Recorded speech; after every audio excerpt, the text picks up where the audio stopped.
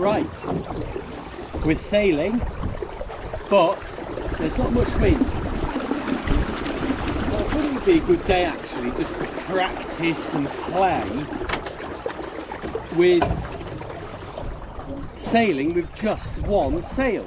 So you can actually see on this front camera. Let me just move this. Let me just cover that over there. I don't know how long that's going to stay over there. What? You see, the wind is everywhere because it's coming from back behind us. And it's hard to know. There we go. So what we're going to do today, we're going to test sailing with one sail. So at the moment, as you can probably see, I've only got the mainsail up, no reefs because there's no wind. I've got my main sheet all over the bloody place. For some reason it's tangled. It really is tangled.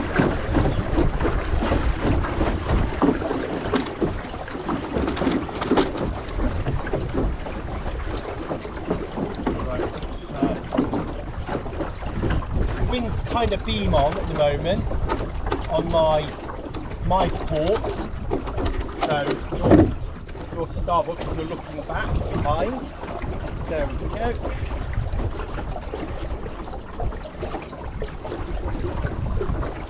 You know, when you're more experienced at sailing, and I'm not experienced at all, but when you get a bit more experience, you just feel your boat and you just start to understand it. So you can see how I just undid the main and, you know, not particularly flustered. The wind's a bit grumpy as you can see. But yeah, things don't really fluster me anymore. So anyway, we're going to sail with just the main.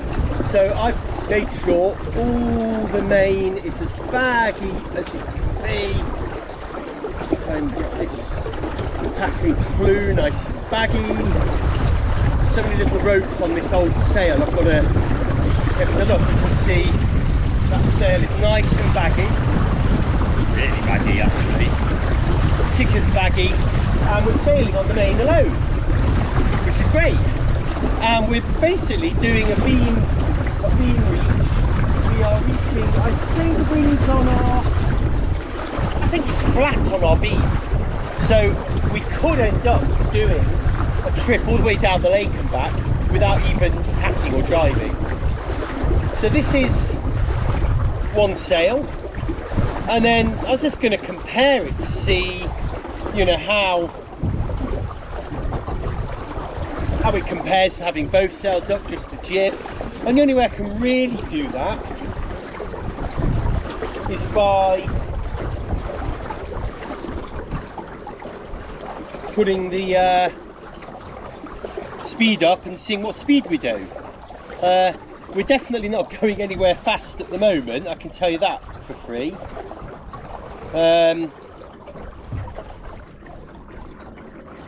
But that's hard to tell because we probably don't have much wind because I am sat in the middle of the boat, as you can see. So, you know, we're doing, well, it's roughly 2.7, 2.8 miles an hour. So I think it's probably a good idea that we bring the jib up and see what happens.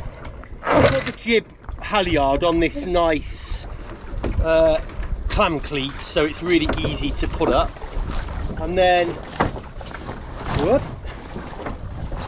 whoa, something's, the jib, oh, yikes, the jib has got tangled around the forestay there, and unfortunately I'm not going to be able to open it up. It's got tangled without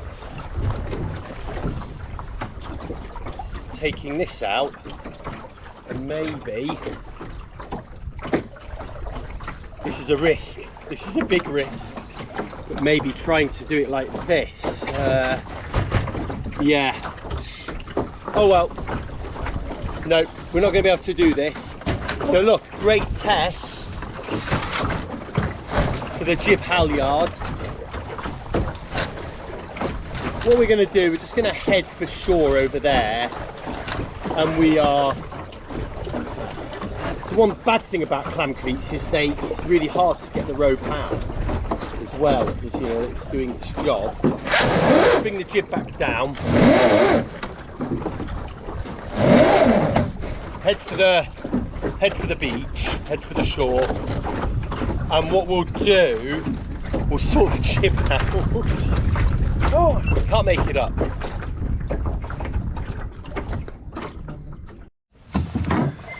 If you put the rudder up a little bit, like there, you can actually use it. Look at this. You can get a little bit of speed on, and you can even steer if you kind of flick it and you're slow bringing it back the other way. And then we'll lift it right up and we're about to land. I can sort this jib out.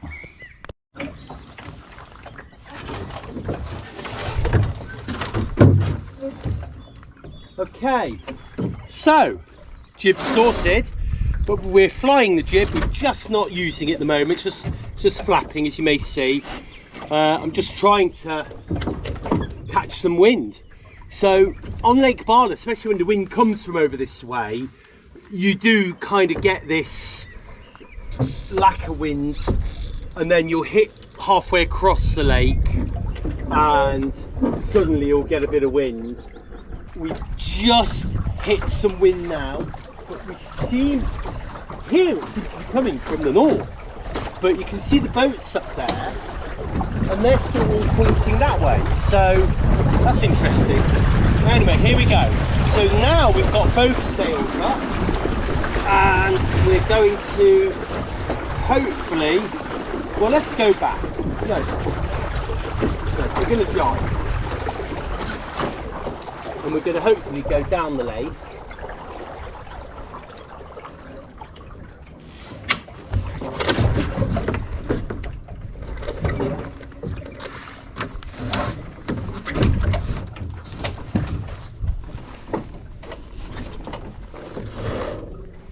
Yeah, there is no wind. What is going on? Let's go back. Let's go back and at least do what we were doing before. So, we're a little bit further away from shore now, and we, famous last words, we seem to have caught a little bit of sort of general solid wind. But it isn't much. It isn't much at all. But so far this season, we have seemed to have had too much wind or not enough wind and not much in between. So, yeah, it's been a bit disappointing so far. Can't seem to hit the happy medium. Oh, there we go. We've got a little, whoa, we've got a little gust there. Right. There we go. That's more like it. Oh, it's a nice little gust over here now.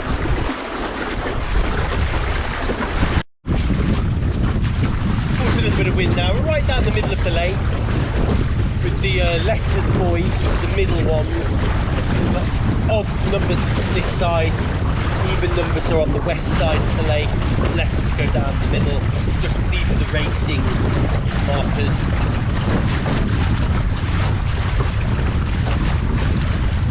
4.8 miles an hour. Deceptive when you're reaching anyway. You know, you are going faster than you think, and actually this boat doesn't need much wind to move it. You know, it's really light wind, light boat, so it can sail in quite light winds. There it is, we'll get a little bit of water. Well, we can. This is me sloshing in and out.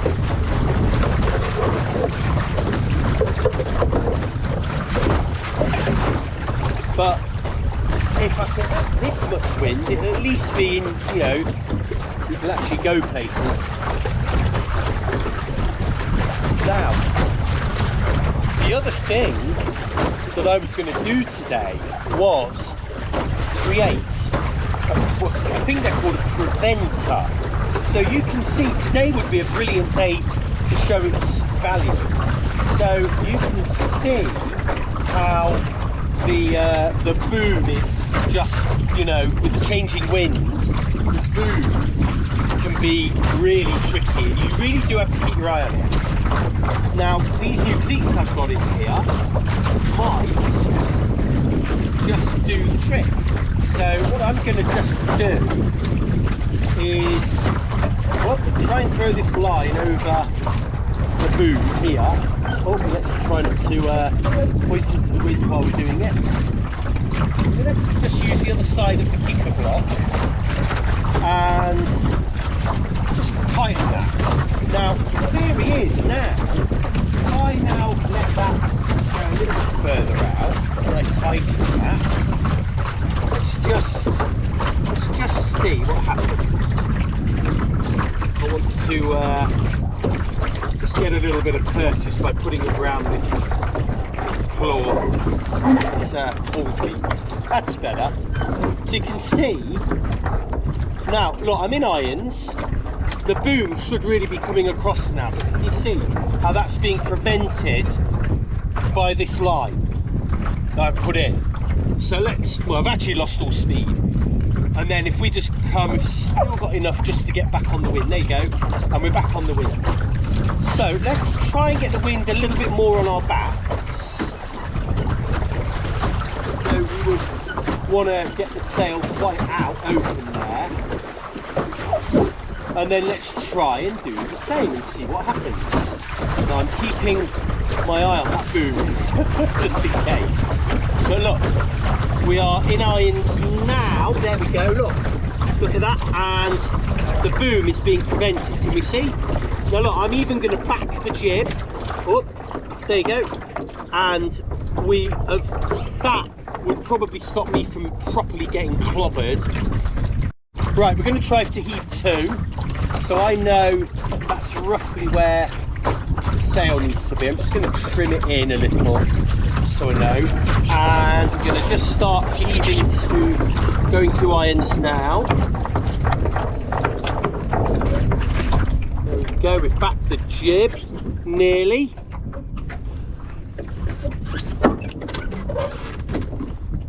There we go.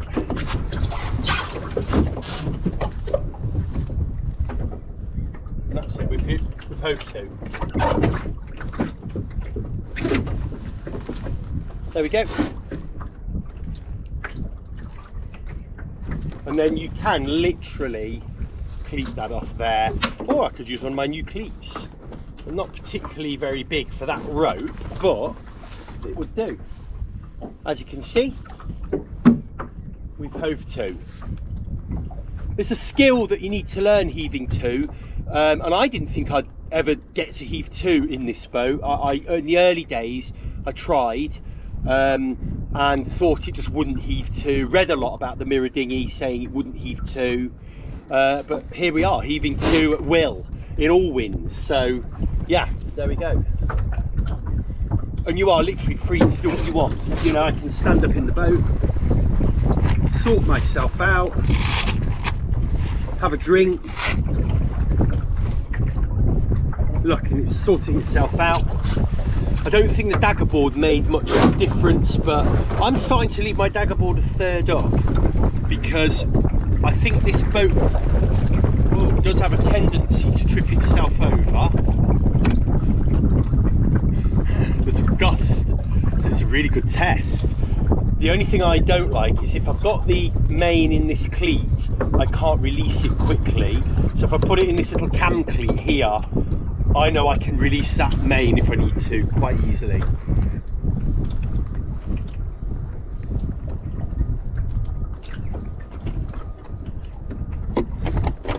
Heaving 2 is a tactic you can use for lots of different scenarios.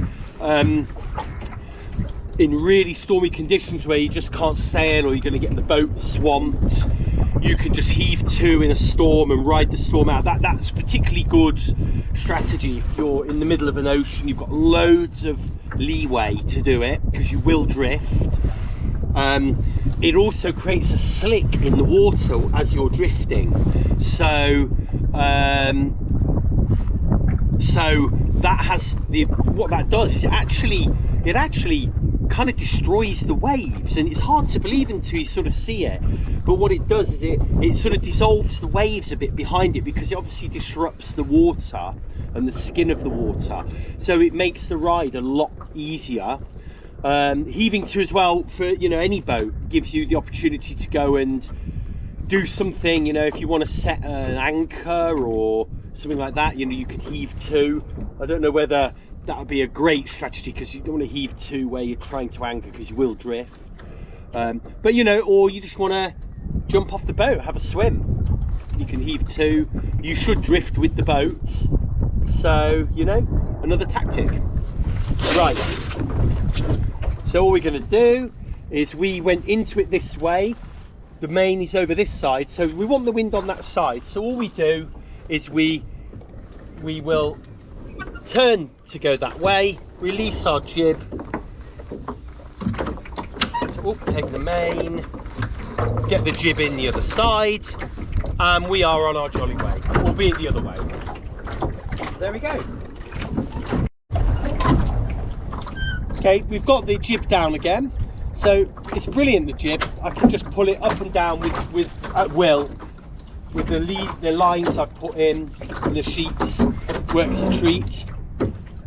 As soon as I pulled the jib down, the boat lost a bit of power, but I think the wind went anyway. It's probably not the greatest conditions to be playing around with sails. We are still moving, so what I wanted to do is a little tack and see how the boat will tack with just the mainsail. So I've got to just wait till we get a little bit of speed, and I'm just going to tack to starboard this way, and we're going to see what happens. Now, in theory, the jib really helps a boat to not only point into the wind but to tack, because it pushes you through the tack. So in theory we could get into trouble. We're right by the sailing club, and shallow water here, so I don't mind getting into trouble here. Okay, so we've got as much speed as I think we're going to get. Let's pull in at the sail a bit. Oh, we'll fight the aircraft, and then let's go for a tack.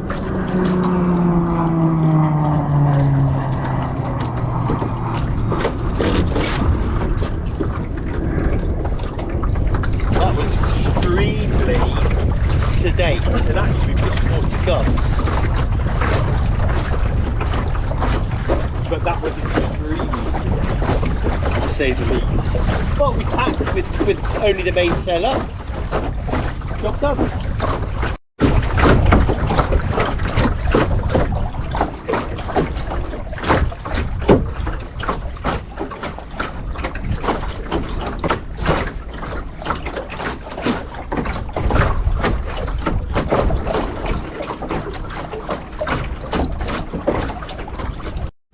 I've had to put the dagger board right down because I'm so tired from a crouching. It's crazy.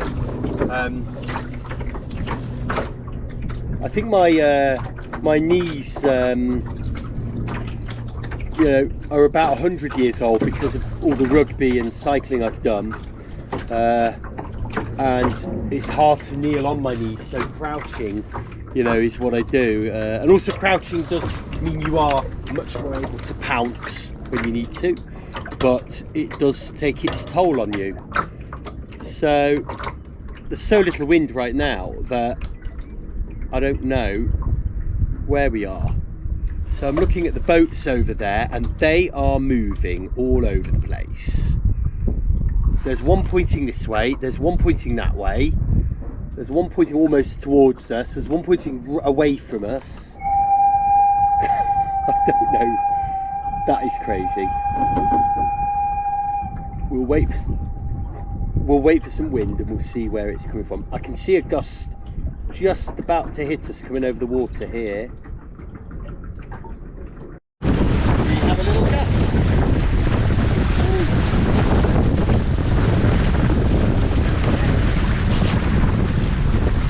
Oh, that's better. I wonder how long it'll last. Seems to be in a bit of a gust here.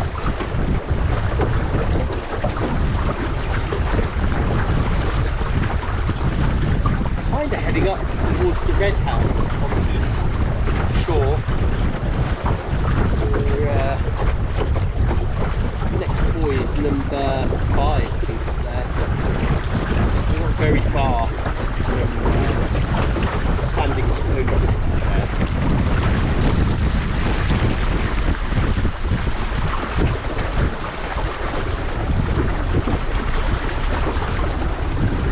I love the sound of it when it gurgles. It's really lovely.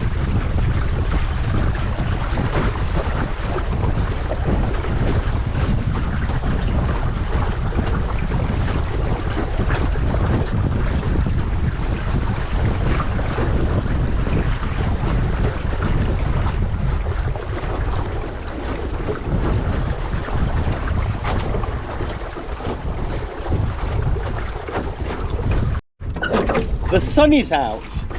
A shadow. Oh wow. Now this is more like the Lake Bala I know.